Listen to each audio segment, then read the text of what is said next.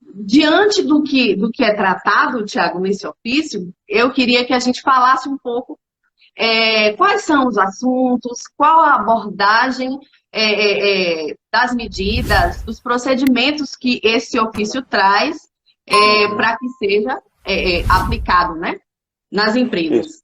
O que você achou disso? A, ele trouxe algumas orientações quanto à orientação aos trabalhadores. Então, até eu falo, não adianta nada a empresa bolar um procedimento de contenção ao coronavírus, né, de evitar o procedimento, ter lá um papel escrito o que tem que ser feito e ninguém saber o que tem que ser feito, né?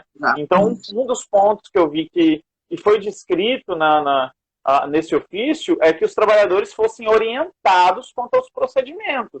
O que seria isso? O Sim, treinamento. Então, o trabalhador tem que ser treinado quanto a esse procedimento, quanto a contingência que tem que ser aplicada dentro da empresa, né? Fora isso, ela trouxe também procedimentos de higienização das mãos, distanciamento social, né? Ele traz algumas sim, recomendações de distanciamento social também, higienização das áreas de grande contato, como maçaneta, corrimão, pisos, balcões, né? Onde as pessoas têm um maior contato ali também. Então, ele trouxe algumas orientações quanto a esse tipo de higienização também, né? Deixa eu estou aqui na minha colinha, né? Para mim não esquecer de não nada. perder.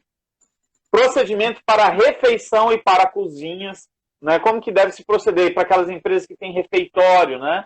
Tem Sim, cozinheiras, como a cozinheira ela deve proceder ao preparar o alimento e durante a refeição, como que deve se proceder também ao servir as refeições para os trabalhadores, distanciamento de um trabalhador a outro ao executar as refeições, ao consumir sua refeição, né? sim, A prática para o SESMIT e CIPA, ele trouxe algumas orientações para o muito SESMIT e a importante. CIPA também. Isso eu também achei fenomenal, também muito bacana, né? Que acontece, Transporte. Thiago, com a CIPA nesse momento?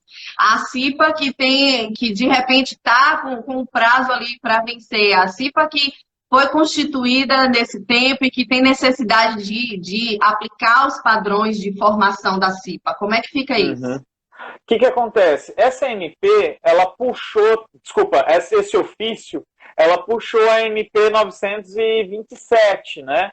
Então, Sim, assim, as orientações que veio nesse ofício são as mesmas que estão lá na MP. Então, ele trouxe o seguinte, né, que a CIPA ela deve continuar o seu mandato, caso tenha uma CIPA que se encerre nesse período, ela deve continuar o mandato até passar o estado de calamidade pública, para que não sim, se tenha o processo eleitoral da CIPA, que é um momento de aglomeração, tem que fazer o curso da CIPA, que vai aglomerar pessoas. Então, assim, é o que está escrito na MP. Inclusive, eu tenho um cliente que a gente estava em processo de eleitoral da CIPA, quando entrou essa MP, a gente já estava em processo eleitoral, já estava colhendo os candidatos, né? sim. E travou, paramos, conversamos com a empresa decidiu, não, Thiago, vamos travar a CIPA, Para. vamos continuar essa gestão, não é parar o processo, né? Mas vamos continuar a É, gestão que está vigente até passar esse estado de calamidade pública, né? Então se mantém essa condição aí também. Só um ponto interessante, uma curiosidade também, sim. Larissa, é que a estabilidade da CIPA é o seu mandato mais um ano. Se o mandato prolonga, a estabilidade prolonga também, Pronto. porque o mandato do cipeiro vai até o final a estabilidade do cipeiro vai até o final do mandato, mais um ano após o seu mandato. Então, uma curiosidadezinha também, que às vezes o pessoal Claro, não se super atenta a isso, importante, né? Porque o com pessoal acha que a certeza. estabilidade do cipeiro é 2 anos. Não necessariamente. É o mandato mais um ano. Então, terminou o Sim, mandato, ele tem mais um ano, né? Então, assim, o ofício circular, ele trouxe, ele puxou as medidas as orientações da medida provisória, né? Então, sim, ele está bem sincronizado, né? Ele está bem sincronizado sim, com essa medida provisória também, quando ele trata a CIPA. E ele fala também para a CIPA as reuniões da CIPA ser de forma online, ser à distância. sim. Só que isso também é uma outra dificuldade. Por exemplo, eu tenho uma transportadora que nós prestamos serviço, né? A gente tem uma técnica em segurança fixa lá, e ela falou, Thiago, e aí, como é que a gente vai fazer a reunião da CIPA, né? A gente tem os cipeiros que é da oficina que não tem computador, os caras não tem como fazer online, né? Então, assim, a gente está adiando as reuniões da CIPA. Esse mês já foi o segundo mês que foi adiado, a gente coloca na ata da CIPA, devido ao coronavírus, né, para evitar aglomerações, foi adiado a reunião da CIPA. Então a gente tem feito isso, porque não está tendo possibilidade de se fazer a reunião da CIPA, né? Só que esse ofício circular, ele orienta que seja feita de forma online, né? Ele também traz orientações quanto ao transporte dos trabalhadores, aqueles trabalhadores que vão para as empresas de ônibus, né? Ônibus da própria empresa. Então ele traz orientações que esses bancos têm que ser higienizados, né? Que os trabalhadores têm que ir sentados e mais algumas outras orientações quanto ao transporte.